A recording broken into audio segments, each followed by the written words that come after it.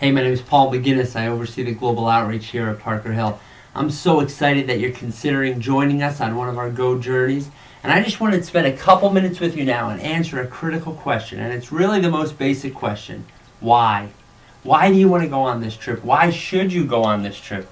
Why have hundreds of people gone from Parker Hill to other places around the world, be it Kenya or Haiti or all over the globe? Why would we do that? Why would we go from here to there?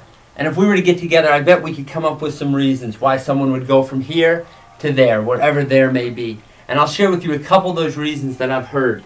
You know, some people are just great with their hands, great with the trades, and they know how to build, and they're good at construction, and they want to help with a building project or a water project or some physical project.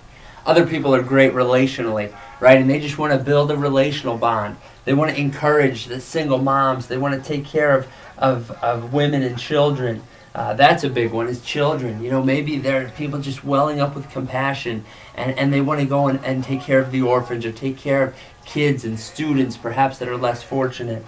Maybe there's a combination of those things. You want to bring some of the expertise that you have in business or in micro enterprise or how people get started. Maybe it has to do with what God's done in your heart. And we could go on and on. There are all kinds of reasons, all kinds of things that we have here that God's done in us or through us, and we want to take that and we want to bring it there, right? That pretty much captures some of the motivation. And I bet if you were to answer, why do you want to go, some of it would be captured right there. And that's good, but that's not enough. You can't stop there. That's not enough of a reason to be a part of a trip like this. In fact, we see in the scripture, we see that this is part of the reason, but we see that this is only half of why someone should go on a trip like this. The Apostle Paul is a great example. The Apostle Paul goes all over the ancient world, and he takes short-term trips just like the one you're considering. And he goes to places and he helps to establish the church or strengthen the church in those places. And then he writes letters to those different churches, and that's what we have in the New Testament. We call them the epistles. They're really letters that Paul has written to lots of those different cities. But one of those letters he didn't write after his trip. One of those letters he wrote before his trip. His letter that we know of as the book of Romans was a letter that he wrote to the people in Rome before he even went to Rome.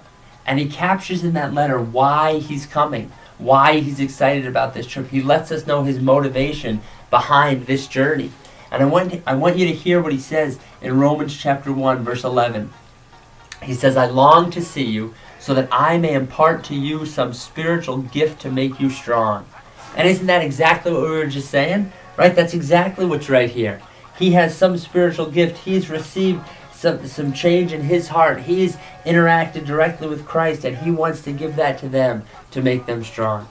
But even Paul senses that that's incomplete. That's not enough. And so I love what he says in verse 12. He doesn't stop in verse 11, and I don't want you to stop there either. I want you to move on to verse 12, where he says, that is, it's almost as if he's correcting himself or clarifying what he means. That is that you and I may be mutually encouraged by each other's faith. And I love that phrase, that we would be mutually encouraged by each other's faith. This isn't a one-way relationship where we're just giving to them to make them strong. This is a two-way relationship. And so if we were to modify this a little bit, maybe we do something like this. Yeah, there might be some things that we have to offer, but there are also some things that they have to offer to us. Right? And so this becomes a two-way relationship. This becomes a mutual relationship. And I need you to understand that, because that shifts our thinking. Right? God is already at work in those places. God isn't waiting for us to show up.